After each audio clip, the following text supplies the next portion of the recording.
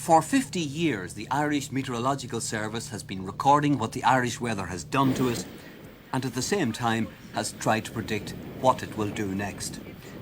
Last night, President Hillery thanked the service for its half-century of effort. Since it commenced its work 50 years ago, the Irish Meteorological Service has at all times met the demands made upon it with the dedication, thoroughness and professionalism which have won it outstanding distinction. This is how scientific weather forecasting began, with instruments like the barometer. Today, computers, satellites and all the power of electronic communications have been harnessed in the same task.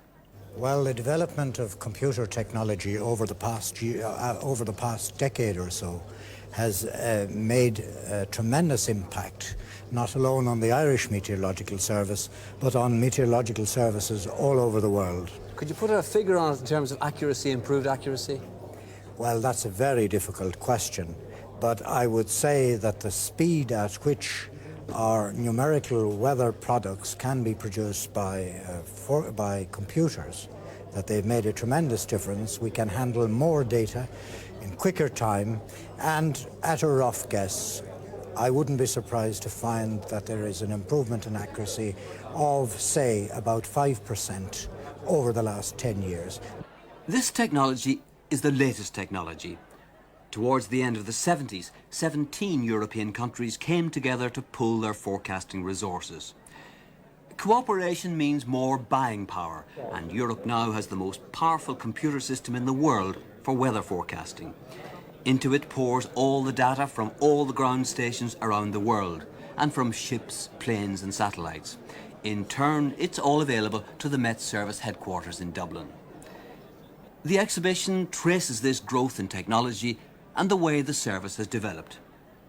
This is one of those developments, AgriLine video text. All the farmer needs to know about the weather at the touch of a button on his TV, if it has the appropriate electronic attachments. So far, only about 300 people have, but the service is gearing itself for expansion in the future. Then there's the AgMet group. Well, the AgMet group are looking now at farming systems and see how weather interacts with those systems, and why certain systems such as grass production systems and livestock systems and cereals, why do they grow so well in Ireland, and why is there limitations to their growth? So we'll be looking to see how weather interacts at different stages of growth.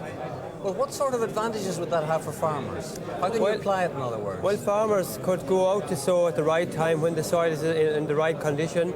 They could go and spray their crops at the most effective time to optimise not only the effectiveness of the spray, but also optimise the economics of it as well. Certainly, the better the weather prediction, the more money can be saved. One estimate of the cost-benefit ratio is 30 or 40 to 1. In other words, every pound spent on forecasting saves 30 or 40. But in spite of what's already been spent, long-term forecasts are still out of reach. The limit, I would say, of forecasting at the moment, employing the most modern technology and all the modern aids, would be of the order of 5 to 7 days. Occasionally, in certain circumstances, you can get reasonable forecasts, maybe a day or two beyond that. But we have pretty well reached the limit at that, because of the complexity of atmospheric science. This exhibition's for the public, and as the Met Service Riley says, the public often forget the accurate forecasts, but rarely the inaccurate ones. However, say the forecasters, the professionals have a different view of the Irish Met Service. I would just give you a quote which was made a few years ago by the Secretary General of the World Meteorological Organization, who said publicly that, in his opinion, the Irish Meteorological Service was one of the best for its size in the world. So there is an objective outside opinion, and we're very proud of that judgment.